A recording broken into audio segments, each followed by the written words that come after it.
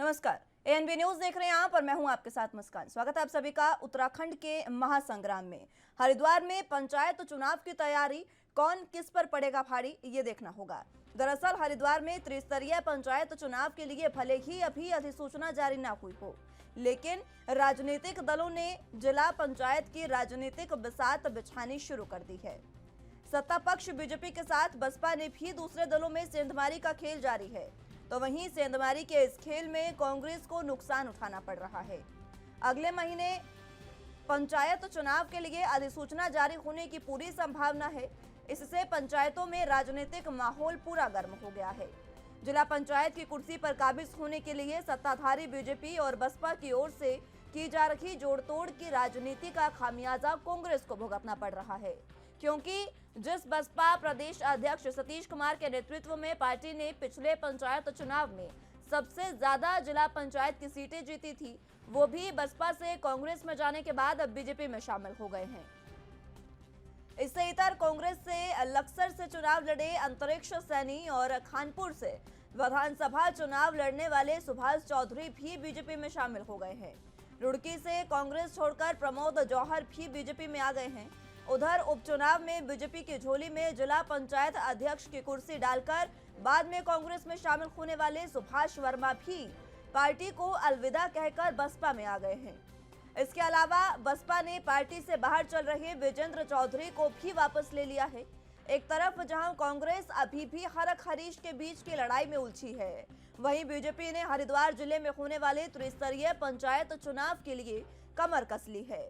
इसके तहत जिला पंचायत चुनाव में उम्मीदवारों के नामों का पैनल भी तैयार करने के लिए पार्टी ने एक कमेटी का गठन किया। अब बात अगर आम आदमी पार्टी की करें तो आम आदमी पार्टी चुपचाप बैठी है, क्योंकि बीते विधानसभा चुनाव में आप पार्टी के संयोजक केजरीवाल से लेकर मनीष सिसोदिया समेत पार्टी के कई दिग्गजों ने उत्तराखंड में अपने प्रचार का जलवा तो बिखेरा, लेकिन उसका नतीजा शून्य रहा। इसके अलावा आपने चंपावत उपचुनाव में भी शिरकत नहीं की थी। अब पंचायत चुनाव में आप हिस्सा लेती है या नहीं, ये अभी कुछ नहीं कहा जा सकता, लेकिन कांग्रेस और बसपा को ये चुनाव इसलिए भारी पड़ सकता है क्योंकि बीजेपी ने पिछले दिनों ही हरिद्वार कांग्रेस और बसपा के दर्जनों नेता समेत सैकड़ों कार्यकर्ता अपनी पार्टी में शामिल किए हैं।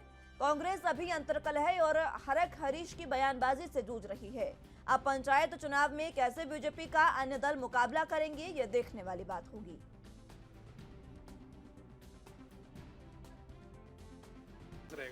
हरिद्वार में शीघ्र ही त्रिस्तरीय पंचायत चुनाव होने हैं और माननीय प्रदेश अध्यक्ष जी ने 3 लोगों की टीम हरिद्वार के लिए बनाई है। सभी जिला पंचायत क्षेत्रों में जाकर के और जो भारतीय जनता पार्टी के वरिष्ठ और कर्मठ कार्यकर्ता होंगे और जिताऊ कार्यकर्ता होंगे, उनका एक पैनल बना करके हम माननीय प्रदेश अध्यक्ष जी को सौंपेंगे और उसके पश्चात ही अपने जो प्रत्याशी हैं उनको भारतीय जनता पार्टी अलग अलग जिला पंचायत क्षेत्रों में अधिकृत करेगी। देखिए, कांग्रेस ने अपनी कमेटियां बना ली हैं। हमारी अपने 2 बैठकें वहाँ बड़ी बैठकें हो चुकी, जिसमें 5 विधायक और पूर्व विधायक और हमारे सीनियर्स उसमें बैठे हैं, जिला अध्यक्ष उन बैठकों में रहे और आप सब लोग उसके साक्षी हैं। कांग्रेस अपने तरीके से काम कर रही है। सीनियर्स के झगड़े कहीं नहीं है, दोनों में अगर कोई बात चल रही है तो एक कांग्रेस में ओपन डायलॉग्स का एक स्पेस है और हमारे यहाँ किसी को मूक दर्शक नहीं बनाया जा सकता।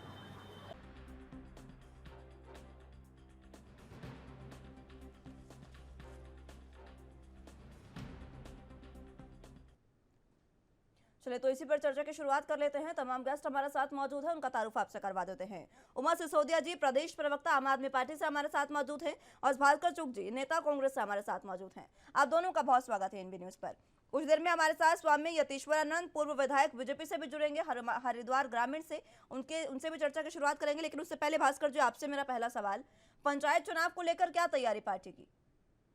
हरिद्वार में त्रिस्तरीय पंचायत चुनाव हो रहे हैं। पंचायत चुनाव को लेकर कांग्रेस की तैयारी बहुत अच्छी है। 2 बड़ी बैठकें हम लोग कर चुके हैं और अलग अलग क्षेत्रों में प्रदेश संगठन ने अलग अलग लोगों को जिम्मेदारी भी दे दी है और सब लोग पूरी मजबूती से काम कर रहे हैं।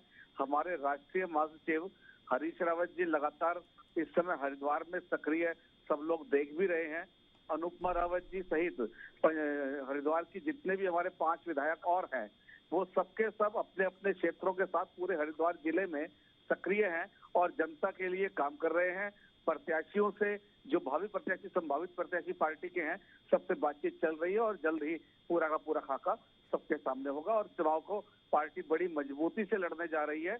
हाँ, इसमें एक बात और कहनी है कि जो परिसीमन की स्थिति हरिद्वार की वर्तमान में हुई है, वो पूरी की पूरी भारतीय जनता पार्टी की वर्तमान सरकार के इशारे पर हुई है। गलत तरीके से परिसीमन किया गया है, इसमें कोई शक नहीं है। और इसके साथ ही ना तो प्रशासन कुछ सुनने को तैयार है किसी आपत्ति को, और यहाँ तक कि चुनाव आयोग भी इस समय किसी कांग्रेस की आपत्ति को तरीके से सुनने को तैयार है। कांग्रेस के प्रदेश अध्यक्ष करण मेहरा जी और तमाम साथी कई बार चुनाव आयोग के सामने अपनी बात कह चुके हैं, तमाम भावी प्रत्याशी अपनी बात कह चुके हैं, लेकिन कोई भी सुनने को तैयार नहीं है। फिर भी हम लोग पूरी मजबूती के साथ हरिद्वार चुनाव में आ रहे हैं और पूरी मजबूती के साथ इस चुनाव को लड़ेंगे और जीत कर भी दिखाएंगे। ठीक है, उमा सिसोदिया जी, आपके पास मैं आना चाहूंगी। बीजेपी तो पूरे तरीके से देखिए कमेटी का गठन कर चुकी है, हालांकि कांग्रेस कह रही है कि हमारी भी तैयारी पूरी है, लेकिन आम आदमी पार्टी यहाँ पर चुप्पी साधे हुए है। क्या चंपावत उपचुनाव की तरह हरिद्वार पंचायत चुनाव में भी आम आदमी पार्टी नहीं दिखेगी? देखिए, आम आदमी पार्टी इस समय अब पूरी तरह से अपने संगठन पर काम करने में जुटी हुई है और हम लोग कोई भी उपचुनाव इस समय नहीं लड़ रहे हैं। जहां तक मेरी जानकारी कहती है कि हरिद्वार का जो चुनाव, पंचायत चुनाव है, आम आदमी पार्टी उसको ऑफिशियली तरीके से नहीं लड़ रही है, लेकिन अगर कोई कार्यकर्ता, जैसे कि हरिद्वार ग्रामीण से जो हमारे प्रत्याशी रहे हैं नरेश शर्मा जी, वो वहां पर कुछ एक्टिव हैं और वो कह रहे हैं कि मैं अपनी तरफ से जो प्रत्याशी खड़े होंगे उनको मैं सपोर्ट करूंगा। तो वो उनका एक अपना व्यक्तिगत उनका निर्णय है, लेकिन आम आदमी पार्टी ऑफिशियली पंचायत चुनाव, अभी तक मेरी जानकारी नहीं है कि हम लोग लड़ रहे हैं, ऐसा नहीं है। हम लोग पूरी तरह से संगठन पर जुटे हुए हैं और हमारा पूरा फोकस जो नगर निगम चुनाव है वो है। हम नहीं चाहते कि हम हल्का कोई भी चुनाव लड़े, और क्योंकि देखिए, मैं इस बात को पूरी तरह से स्वीकार करती हूँ कि आम आदमी पार्टी ने जितनी मेहनत और जितनी शिद्दत के साथ 2022 का चुनाव लड़ा था, लेकिन हमें अपने जो हमारा रिजल्ट आया वो हमारे अपेक्षाओं के अनुरूप नहीं रहा। उसके बाद जब एनालिसिस हुआ कि आखिर ऐसा हुआ क्यों, केजरीवाल जी ने सब्जी, जैसे कहते हैं ना, क्लास लगाई दिल्ली बुलाकर कि आखिर ऐसा क्या हुआ कि हम लोग इतना बुरी तरह चुनाव हारे हैं, तो एक लबोलबाब एक निकल कर आया कि पार्टी का जो संगठन है वो कमजोर था। पार्टी के पास उतने कार्यकर्ता नहीं थे ग्राउंड लेवल तक, बूथ लेवल तक, जितना कि एक चुनाव लड़ने में जो मशीनरी चाहिए होती है वो होनी चाहिए, तो उतने कार्यकर्ता नहीं थे। तो उस समय आम आदमी पार्टी अपनी गलतियों से सीख लेते हुए पूरी तरह संगठन विस्तार पर लगी हुई है, पूरी तरह संगठन को मजबूत करने पर लगी है। और कहते हैं ना कि अगर हमें लंबी छलांग लगानी है तो 2 कदम पहले आपको पीछे अपने आप को रखना पड़ेगा। तो आम आदमी पार्टी उसी स्ट्रेटेजी पर काम करते हुए ये उपचुनाव जो है वो नहीं लड़ रही है। ठीक है, मैं चुग जी आपके पास एक बार फिर से आना चाहूंगी। देखिए, आम आदमी पार्टी तो पूरे तरीके से क्लियर है कि इस बार वो पंचायत चुनाव नहीं लड़ रही है, क्योंकि उमा जी का कहना है कि अभी संगठन के विस्तार पर विचार कर रहे हैं, संगठन को मजबूत करेंगे, उसके बाद चुनाव को देखेंगे, अभी संगठन मजबूत हो रहा है। उनका स्टैंड क्लियर है बिल्कुल। बीजेपी की बात करें तो बीजेपी एक कमेटी का गठन कर चुकी है ताकि नामों को फाइनल किया जा सके। अब कांग्रेस से जब आपसे बात की गई तो आप कह रहे हैं कि बैठकें की गई है, लेकिन इस बैठकों का कोई निचोड़, कोई लबोलबाब निकलता दिखाई नहीं देता है। नहीं, ऐसा नहीं है। कांग्रेस के अंदर जो तरीका होता है, पार्टी का अपना चलता हर तरीका होता है। भारतीय जनता पार्टी का अपना तरीका है, आम आदमी पार्टी वालों का अपना तरीका है, बसपा वालों का अपना है, लेकिन कांग्रेस का अपना तरीका होता है। और जो जिसको आप कह रहे हैं कि कुछ डिसीजन मोड में पार्टी, अभी अधिसूचना होगी, उससे पहले पार्टी डिसीजन मोड में भी आ जाएगी। और लगभग प्रत्येक सीट पर 4 से 5 बहुत मजबूत प्रत्याशी पार्टी के पास है, तो इतनी जल्दी डिसीजन मोड में जाना भी उचित नहीं होता। पूरी तरह से अपने प्रत्याशियों को हम तोल रहे हैं, पूरी तरह से सबसे बातचीत हो रही है, जनता के बीच जाके उनका फीडबैक भी लिया जा रहा है। तो जो अच्छे प्रत्याशी हमें लगेगा कि ये चुनाव जीत भी सकते हैं और जनता के बीच में जिनकी छवि भी अच्छी है, बहुत जल्दी डिसीजन मोड में भी होंगे और उनकी डिक्लेरेशन भी होगी, और ये सब अधिसूचना भगवान ने चाहा उससे पहले होगा। लेकिन भास्कर जी, एक बात तो ये भी है ना, देखिए बीजेपी और बसपा दोनों ही पार्टियां सेंधमारी करने की कोशिश कर रही हैं, और सेंधमारी किसमें हो रही है? सीधे कांग्रेस में। तो कैसे रोकेंगे आप अपने नेताओं को? देखिए सेंधमारी शब्द इसके लिए मेरे हिसाब से मुझे नहीं लगता उचित है कि कुछ लोग थे जो विधानसभा चुनाव से पहले बसपा से कांग्रेस में आए थे और विधानसभा चुनाव के बाद वो फिर से कोई बसपा में चला जाएगा तो कोई भाजपा में चला जाएगा, उन चीजों से बहुत ज्यादा असर नहीं पड़ता। तो हम ये भी कहते हैं कि जो कांग्रेस का अपना मूल कार्यकर्ता है, यदि वही अपनी मेहनत पूरी करता है तो कांग्रेस का मूल कार्यकर्ता ही आराम से चुनाव को जीत सकता है। और जब आगे से इस तरह के अवरोध हटते हैं जो कि दूसरी पार्टियों से, जो जिनका कांग्रेस की विचारधारा से कोई लेना देना नहीं होता, लेकिन पार्टी को ये विश्वास दिलाकर आते हैं कि हाँ जी हम पार्टी के प्रति समर्पित है, और उसके बाद जब पार्टी से जाते हैं तो दिखा देते हैं कि भाई वो पार्टी के प्रति समर्पित नहीं थे, वो अपने निजी स्वार्थों के चलते आए थे। कोई भी पार्टी है, हर तरीके से लोगों को उसको विश्वास करना भी पड़ता है। आज वो भाजपा में गए हैं और कुछ लोग बसपा में गए, तो जरूरी नहीं है कि इन पार्टियों में भी वो लोग टिकेंगे, वो कहीं और भी चुनाव के टाइम पे, चुनाव के बाद जा सकते हैं। तो इन लोगों के समुद्र में से कुछ लोटे पानी निकल जाने से फर्क नहीं पड़ता। जो कांग्रेस का मूल कार्यकर्ता है वो पार्टी के साथ पूरी मजबूती के साथ डट के खड़ा हुआ है, चुनाव की तैयारी कर रहा है, और बहुत अच्छा रिजल्ट इस पंचायत चुनाव में कांग्रेस देने वाली है। और ये चुनाव जो है ये दिखाएगा कि किस तरह से कांग्रेस आगे बढ़ना जानती है, और इस तरह के छोटे मोटे जिनको झटका दूसरे लोग कहते हैं, इनसे पार्टी पर असर नहीं पड़ता। लेकिन मैं फिर वही बात कहना चाहूंगा कि परिसीमन में जिस तरीके से भारतीय जनता पार्टी की सरकार के इशारे पर मनमानी की गई है, और जिस तरीके से आरक्षण से लेके हर चीज में पूरी मनमानी की गई है, और जो हमारी आपत्तियां हैं पार्टी की, जो प्रदेश अध्यक्ष करण मेहरा जी ने और पार्टी के साथियों ने रखी है, उस पर कोई विचार करने को तैयार नहीं है, ये लोग कुछ करने को तैयार नहीं है। इस चीज से कांग्रेस को ऑब्जेक्शन है, और ये ऑब्जेक्शन ठीक है भास्कर जी, मैं लौटूंगा एक बार फिर से आपके पास। हमारे साथ सुशील त्यागी जी, प्रदेश प्रवक्ता बीजेपी से मौजूद हैं। बहुत स्वागत है सुशील जी आपका एनबी न्यूज पर। फिलहाल हरिद्वार में त्रिस्तरीय पंचायत चुनाव होने जा रहे हैं, अभी अधिसूचना जारी नहीं हुई है, लेकिन बीजेपी की तैयारियां क्या है ये बता दें। देखिए, हरिद्वार के पंचायत चुनाव को लेकर भारतीय जनता पार्टी बहुत सजगता के साथ अपना धरातल पर जो हमें बूथ स्तर पर हमारा वर्क है वो लगभग पिछले 2 महीने से चल रहा है। और निश्चित मानिए कि इस बार भारतीय जनता पार्टी अपना जिला पंचायत का अध्यक्ष सर्वाधिक जिला पंचायत सदस्यों के साथ बनाने जा रही है।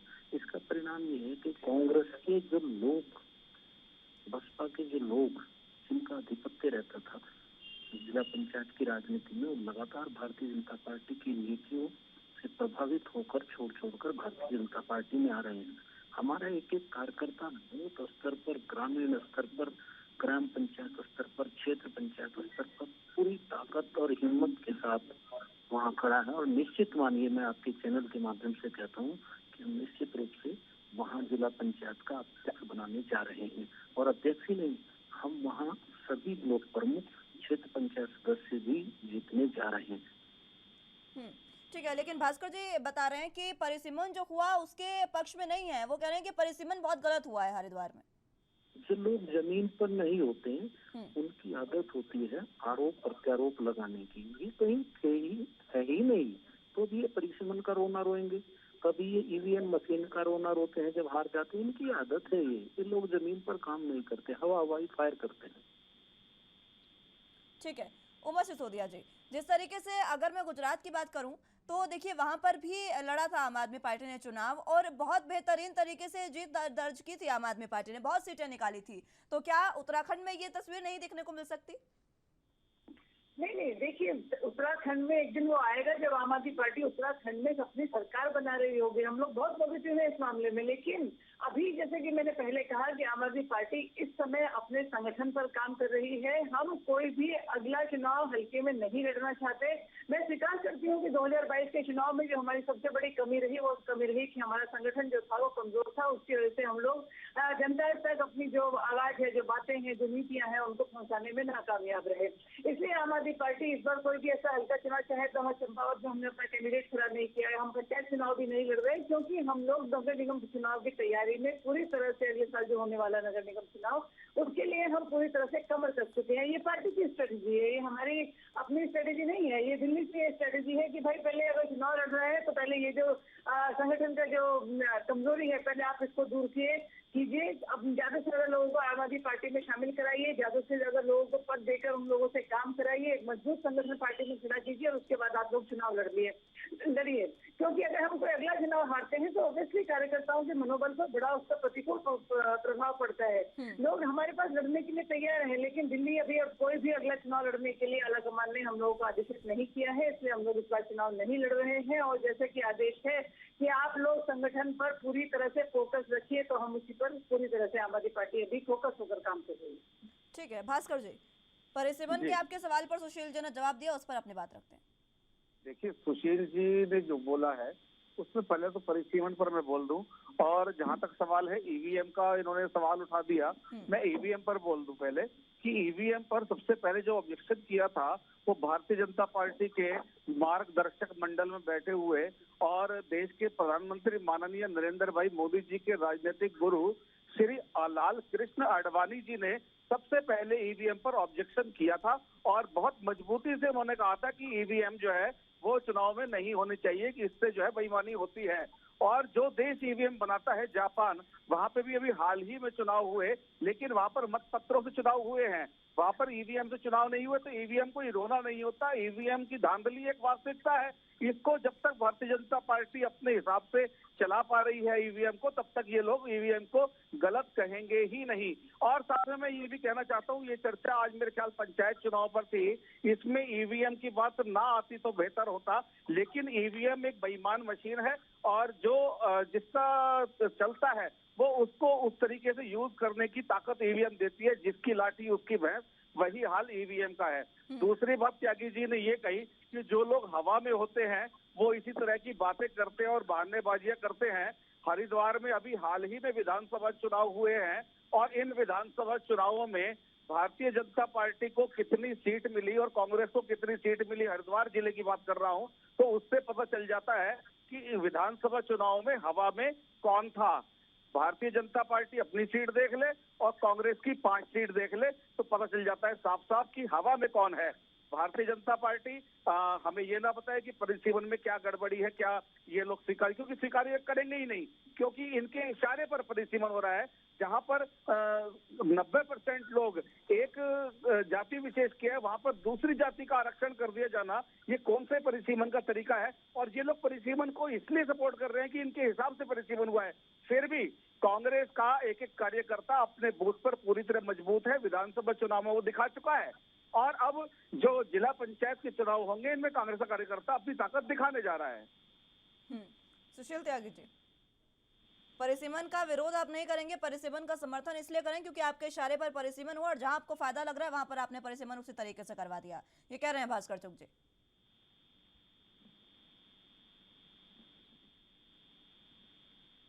त्यागी साहब, आवाज मिल पा रही है आपको?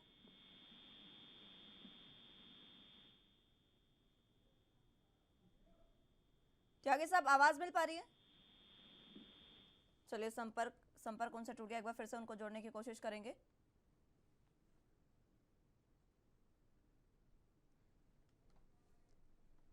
चलिए, उषा जी आपको आवाज मिल पा रही है? सॉरी, उमा जी आपको आवाज मिल पा रही है?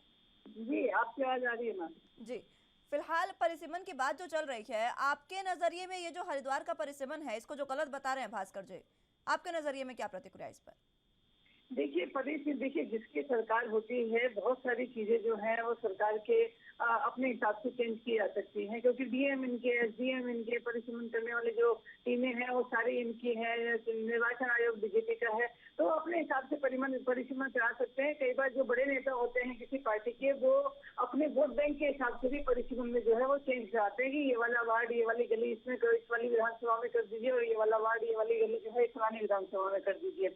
मैं इस बात से कांग्रेस की किसी हद तक सहमत हूँ कि इस समय किसी एक विधानसभा में जिस जाति विशेष के लोग ज्यादा हैं उसको आरक्षण ना देकर आपने दूसरी जाति का आरक्षण दे दिया है। कहीं ना कहीं धांधली की बू इसमें आती है, कहीं ना कहीं ऐसा जरूर लगता है कि ऑलरेडी टिकट बीजेपी की तरफ से फाइनल हो चुके हैं और हमें किसी अलग जाति विशेष के व्यक्ति को यहाँ से टिकट दे रहे हैं, इससे पहले ही आपने परिसीमन जो है वो जाति विशेष का कर दिया। तो ये कुछ तरह की धांधलियां हैं बीजेपी की तरफ से, जो लोकतंत्र को कहीं ना कहीं बहुत कमजोर करती है, जो लोकतंत्र की जड़ों पर कहीं ना कहीं बहुत कुठाराघात करती है। और रही बात ईवीएम मशीन की, देखिए मैं बिल्कुल इस बात पे फोकस हूँ और मैं इस बात का पूरा समर्थन करती हूँ कि कोई भी चुनाव हो, चाहे वो दिल्ली विधानसभा का चुनाव हो, चाहे पंजाब का चुनाव हो, बैलेट पेपर पर और होना चाहिए। कई बार बीजेपी के जो मेरे साथी प्रवक्तागण होते हैं वो कहते थे मां जी दिल्ली में भी तो आप लोग जीते हैं, पंजाब में भी तो आप लोग जीते, फिर आप ईवीएम पर क्वेश्चन क्यों कर रही हैं? मैं कहती हूँ वहाँ पर भी आप बैलेट पेपर से चुनाव कराइए, पूरे देश में बैलेट पेपर से चुनाव होना चाहिए, क्योंकि ये मशीन है, कहीं ना कहीं गड़बड़ी की आशंका होती है। और अगर सरकार बिल्कुल पाक साफ है, सरकार बिल्कुल कोई गड़बड़ी किसी तरह की ये मशीनों में नहीं करती है, तो मैं समझती हूँ कि बैलेट पेपर से चुनाव कराने में उनको कोई गुरेज नहीं होना चाहिए। तो इसलिए ये भी एक बड़ा मतलब आवाज है सभी राजनीतिक दलों की कि चुनाव जो है वो बैलेट पेपर पर हो। और कोई बात नहीं, 2 दिन 4 दिन लगे रिजल्ट आने में, जैसे पहले हमारे बचपन के टाइम में हुआ करता था, हमें उतना इंतजार हम लोग कर सकते हैं, लेकिन चुनाव जो है वो स्वच्छ होना चाहिए, साफ होना चाहिए और लोकतंत्र को मजबूत करने वाला होना चाहिए। लेकिन पिछले कुछ दिनों से, ये कुछ सालों से जिस तरह की परिस्थितियां हिंदुस्तान में बन रही हैं, वो कहीं ना कहीं लोकतंत्र की जड़ों पर कुठाराघात करने वाली है। ठीक है, मैं लौटूंगी आपके पास उमा जी एक बार फिर से। भास्कर चुग जी, हालांकि त्यागी जी है ना यहाँ पर, वो उनसे संपर्क टूट गया, उनसे आपका सवाल का जवाब मैं जरूर लेती, लेकिन फिलहाल परिसीमन पर आपने बात कही है, परिसीमन को लेकर विरोध तो कांग्रेस कर रही है। चलिए मैं लौटूंगी आपके पास भास्कर जी। अभी त्यागी जी हमारे साथ एक बार फिर से जुड़ चुके हैं। त्यागी जी आवाज मिल पा रही है? सुशील त्यागी जी,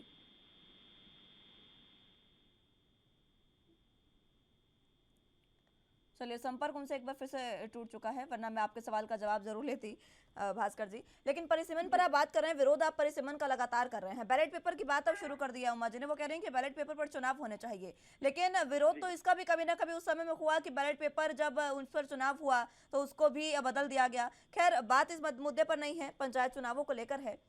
तो पंचायत चुनावों में कांग्रेस जो लगातार सक्रिय आप कह रहे हैं कि बैठकें कर रही है, क्या बैठकों से पूरे तरीके से मंथन हो पाएगा? पूरा जो पंचायत चुनाव है, आप कह रहे हैं कि कांग्रेस सक्रिय भूमिका निभाएगी, लेकिन हरक हरीश की बयानबाजी, तो कल भी मेरी बात आपसे हुई इसी बारे में, वो तो नहीं रुकी अभी तक।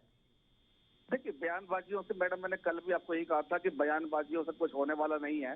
हरिद्वार में कांग्रेस के 5 विनिंग विधायक हैं, 5 विधानसभा सीटों पर कांग्रेस वहां पर विनिंग पोजीशन में है।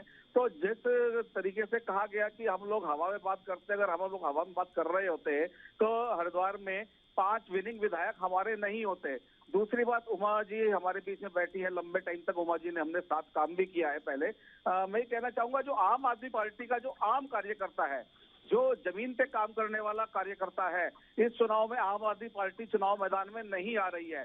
तो ऐसी स्थिति में, क्योंकि आम आदमी पार्टी का जो जमीनी कार्यकर्ता है वो सेकुलर विचारधारा का, सेकुलर मानसिकता का और किसी भी तरह की फासिस्ट विचारधारा का विरोधी होता है। इस नाते हमें पूरी उम्मीद है कि पार्टी के बेस पे डिसीजन हो या ना हो, लेकिन जो आम कार्यकर्ता, जमीनी कार्यकर्ता आम आदमी पार्टी का है, वो कांग्रेस के पक्ष में इस बार मतदान भी करेगा और मेहनत भी करेगा, भले ही वो आम आदमी पार्टी में रहे। क्योंकि अभी आप देख रहे हैं राष्ट्रपति चुनाव हुआ है और राष्ट्रपति चुनाव में आम आदमी पार्टी का समर्थन विपक्ष के उम्मीदवार यशवंत सिन्हा जी को मिला है। तो ये एक विचारधारा वाली बात है। आइडियोलॉजी कार्यकर्ता की जो आम आदमी पार्टी का है, आइडियोलॉजी के हिसाब से वो राष्ट्र के पक्ष में खड़ा हुआ कार्यकर्ता है और वो राष्ट्र के पक्ष में मेहनत भी करेगा, मतदान भी करेगा। तो जो 2-4 लोग कांग्रेस से टूटकर इधर उधर चले जाते हैं, या कोई 2-4 नेता जो खुद को बहुत बड़ा नेता समझते हैं, पार्टी के बड़े नेताओं के विपरीत बयानबाजी कर देता है, तो इन चीजों की भरपाई आम आदमी पार्टी के जो कार्यकर्ता है उनसे भी होगी। और जो जनता के बीच में इस समय संदेश है, पार्टी के 5 विधायक जनता के लिए पूरी मेहनत कर रहे हैं, दिन रात सड़कों पर हैं, लगातार बैठ के कर रहे हैं, इसका फायदा भी कांग्रेस के उम्मीदवारों को मिलेगा। और कांग्रेस अपने आपकी बात ठीक है, देखिए फायदा मिलेगा या नहीं मिलेगा वो तो मौके की बात रहेगी भास्कर जी, लेकिन मेरा ये मानना है कि देखिए बीजेपी ने पूरे तरीके से तैयारी शुरू कर दी है और बसपा भी, आप बसपा को देख लीजिए, वो भी पूरे तरीके से आपकी पार्टी से कई नेता उनकी पार्टी में शामिल हो चुके हैं। मेरा कहना यह है कि अगर अभी से आप भी तैयारियां शुरू कर दें तो मुझे लगता है कि कांग्रेस बेहतर प्रदर्शन कर पाएगी इस बार। हमारी मैडम, मैं कहता रहा हूँ हमारी तैयारी चल रही है पूरी। आपको शायद थोड़ा सा आप फोकस आपका सोशल मीडिया पे, मुझे लगता है कि उत्तराखंड के जो 5 विधायक हमारे हरिद्वार के हैं, इनके सोशल मीडिया पे मुझे नहीं लगता कि आपका बहुत ज्यादा फोकस होगा। आप एक बार इनका सोशल मीडिया को देखिए, पिछले 1 महीने का, आपको ये सारे के सारे विधायक अपने अपने क्षेत्र में 50-50 लोगों तक की, 20-20 लोगों तक की मीटिंगें करते मिल जाएंगे। जो क्रीम लीडरशिप है उसकी मीटिंगें कर रहे हैं, 5 के 5 विधायक कर रहे हैं। और इन 5 के अलावा जो अन्य विधानसभा क्षेत्र हैं उनमें जो पार्टी के बड़े नेता हैं, जो हरिद्वार लेवल के भी हैं और प्रदेश स्तर के भी हैं, वो भी लगातार बैठ के कर रहे हैं, रोज कार्यकर्ताओं से मिल रहे हैं, जनता की समस्याओं का समाधान कर रहे हैं। और मैं कह रहा हूं कि अभी डिसीजन मोड में हम आएंगे, लेकिन किसी चीज को शोर मचा के सामने आना और किसी चीज को अपने तरीके से करना, ये अलग ठीक है अलग जुग पॉलिसी साहब, होती है। खैर तो सोशल किसी को मीडिया अपने की तरीके से आपने बात की तो वो तो आरोप लगते रहे हैं बार बार आप पर कि सोशल मीडिया से कुछ नहीं होने वाला, जमीनी स्तर पर जाना होगा। बहरहाल समय समाप्त हो गया, बहुत बहुत शुक्रिया आप दोनों का हमारे साथ जुड़ने के लिए और चर्चा हमारे साथ करने के लिए। त्यागी जी हमारे साथ जुड़े, उनको भी बहुत शुक्रिया हमारे साथ जुड़ने के लिए और चर्चा करने के लिए। लेकिन पंचायत चुनाव की तैयारी जो है वो पूरे तरीके से तमाम पार्टियों की जारी है। कांग्रेस का दावा है कि कांग्रेस भी पूरी सक्रिय है इन चुनावों के लिए। अब देखना होगा कि पंचायत चुनाव में क्या कांग्रेस बेहतर प्रदर्शन कर पाएगी या फिर एक बार फिर से अंतर्कलह का शिकार होगी, और बीजेपी का क्या प्रदर्शन रहने वाला है ये भी देखने वाली बात होगी। फिलहाल के लिए मेरे साथ बस इतना ही। तमाम अहम खबरों के लिए आप बने रहे एएनबी न्यूज के साथ। नमस्कार।